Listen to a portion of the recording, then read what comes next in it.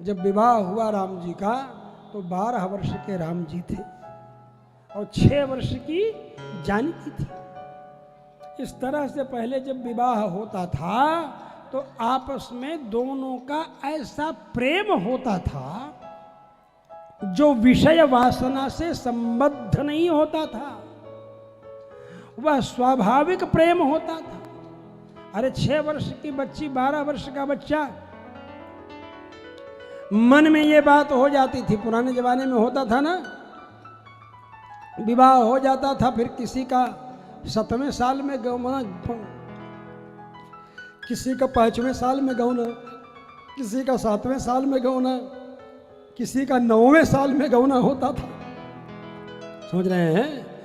तो विवाह हो जाता था, कन्यादान हो जाता था और 6 वर्ष की बच्ची का विवाह हो गया और 12 वर्ष का बच्चा है तो 12 9 21, सोचो, और 9 6 15, तो 15 साल की लड़की रहेगी और 21 साल का पुरुष रहेगा। जोड़ी देखने में कितनी सुंदर लगेगी। मतलब बहुत व्यवस्थित ढंग से काम होता था।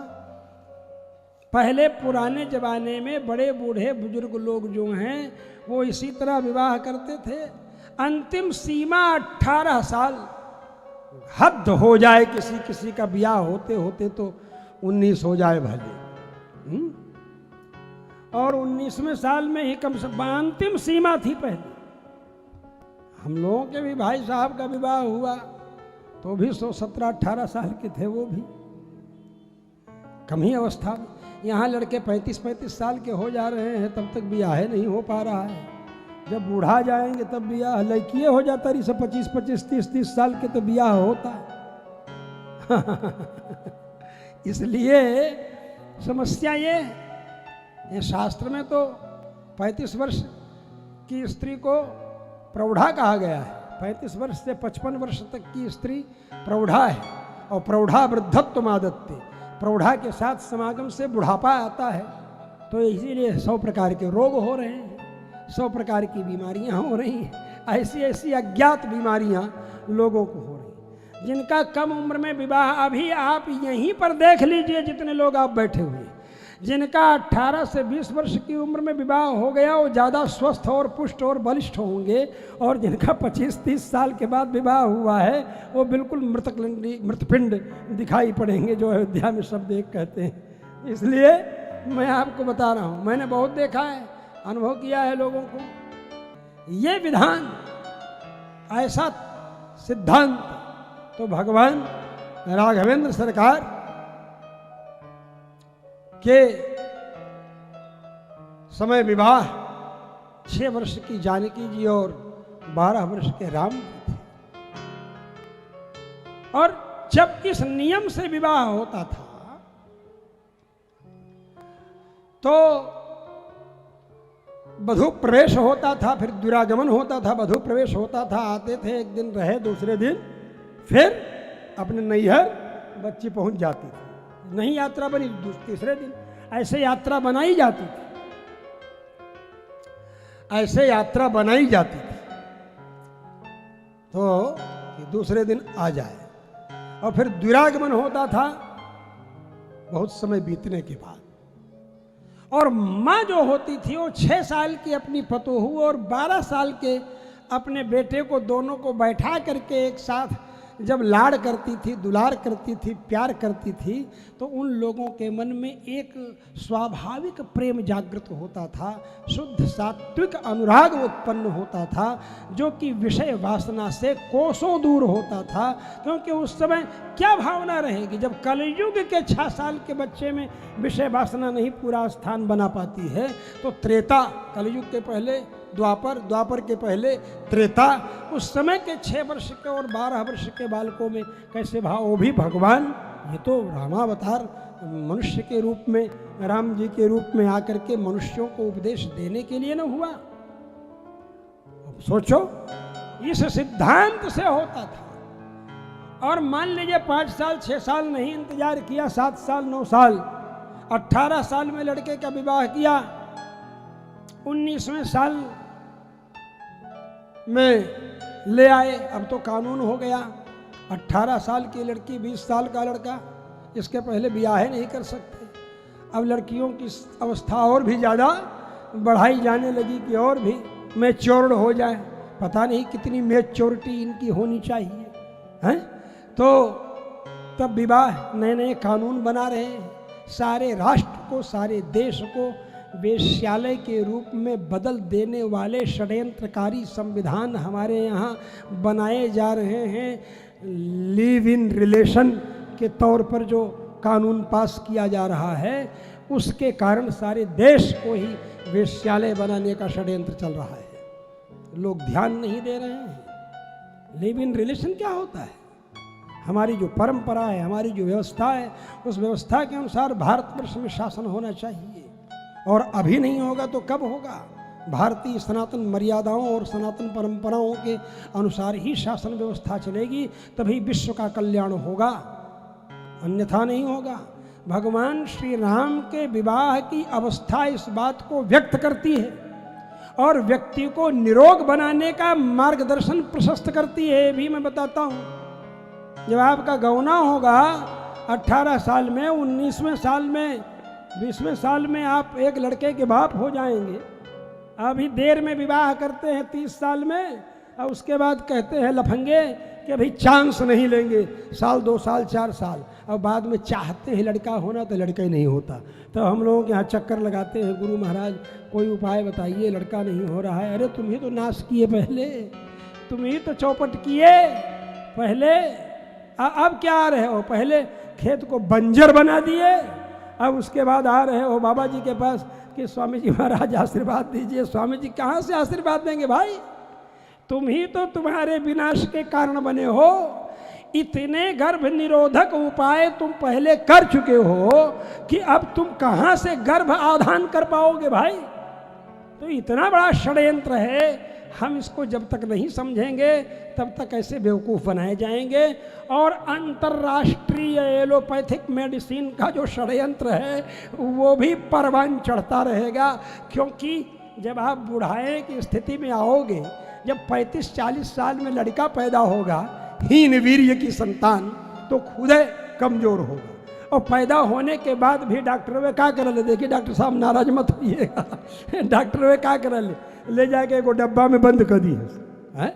कहीं है प्री मेच्योर नहीं, इमेच्योर क्या कहेंगे, इमेच्योर आ गया है, अभी इसको इस इन्वायरमेंट में रखना पड़ेगा। और लिखा है शास्त्र में, आयुर्वेद शास्त्र में, कि बच्चा पैदा हो जैसे मोशन हो, धोने का काम बाद में, माँ का स्तन का दूध मुंह में पहले पड़ना चाहिए उसके।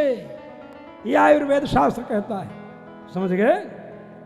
मल में ही बल है, मल उसका निकला और उसी समय मुंह में उसके दूध चला जाना चाहिए। धोने धोवाने की प्रक्रिया बाद में शुरू होगी। ये हमारा आयुर्वेद शास्त्र कहता है। और यहाँ क्या करते हैं?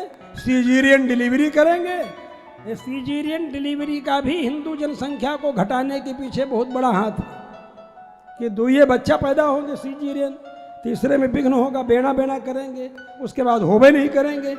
इसलिए पहले और उसी समय जब दूधवा नहीं पिलाएंगे। अभी अभी कोटा में, राजस्थान में हमारे एक शिष्य विष्णु मोहन शर्मा है, उनको पुत्र लाभ हुआ, दूसरा पुत्र हुआ, तो उनका फोन आया, बोले स्वामी जी लड़का पैदा हुआ है, अब चिंता आशीर्वाद दीजिए, डॉक्टर कह रहा है। हमने कहा उसको दूध पिलाया गया कि नहीं? अभी माँ का बोले दूध नहीं पिलाया गया, और लाउड स्पीकर ऑन करके बात कर रहा था।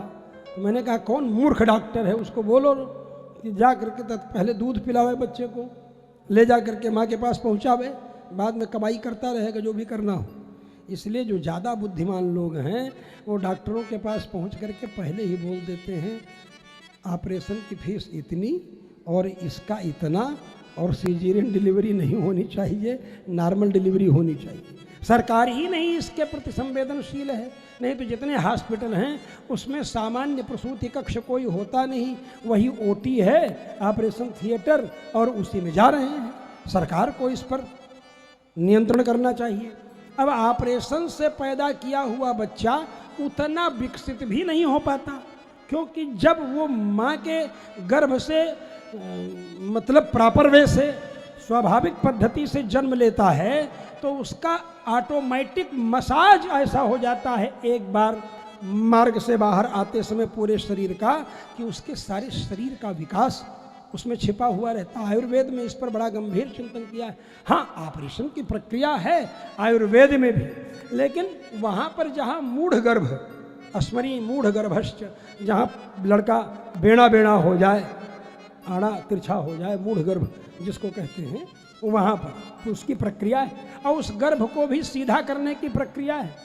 लड़का नहीं पैदा होता हो, यही चिचड़ी नहीं होती है जो जीरा जीरा नहीं होता है, चिपक जाता है, इसी की जड़ उखाड़ करके ले आइए और जहाँ प्रसूता है किसी को दे दीजिए, उसके सामने जड़ रख दी जाए और सुविधा पूर्वक कमर में एक जड़ बांध दीजिए, उसी समय प्रसव हो जाता है।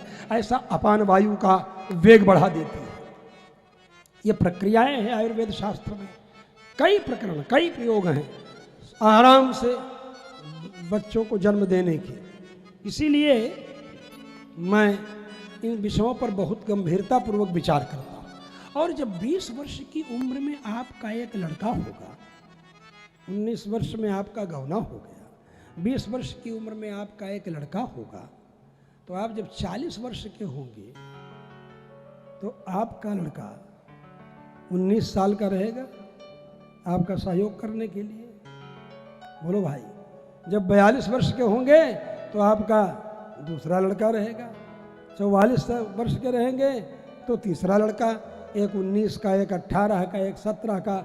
मान लीजिए पहले इसी तरह तो हम लोग भी 3, 4, 5 भाई थे, तो पहली माँ के 3 भाई, दूसरी माँ से 2 भाई, तो पहली माँ के हम जो 3 थे, हम लोग भी ऐसे छोटे थे। बड़े भैया बड़का भैया से 3-4 साल छोटे थे और हम बड़े भैया जी से 1 साल छोटे थे, 13-14 महीना। तो इस तरह से लोग रहते थे। जब 40 साल के होंगे, 45 साल में उनके लड़के का भी एक लड़का हो चुका रहेगा, 1-2 साल का।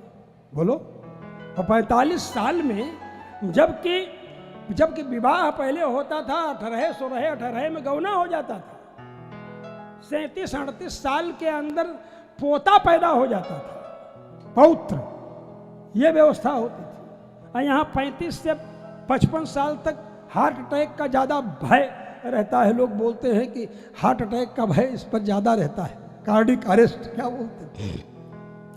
और वहाँ जब अपने नाती को खिलाते हैं तो इतना प्रसन्न होते हैं नाती को कोरा में लेके 45 वर्ष की उम्र में, कि इनका रोग दोग सब भग जाता है। क्योंकि शास्त्र कहता है हर्ष आरोग्य कराणाम मूलम, हर्ष माने प्रसन्नता, खुशी जो है आरोग्य का मूल है। तो जब इस तरह ब्याह होता था लोगों का, तब न तो एड्स था, न कैंसर था, न हिपोटाइटिस बी था, हाई कुल रोगवे नारल, कोई रोग ही नहीं था। तो इसलिए मैं बताता हूं कि ये भारतीय संस्कृति ऐसी थी। तो भगवान श्री राम 12 वर्ष के, जानकी जी 6 वर्ष के।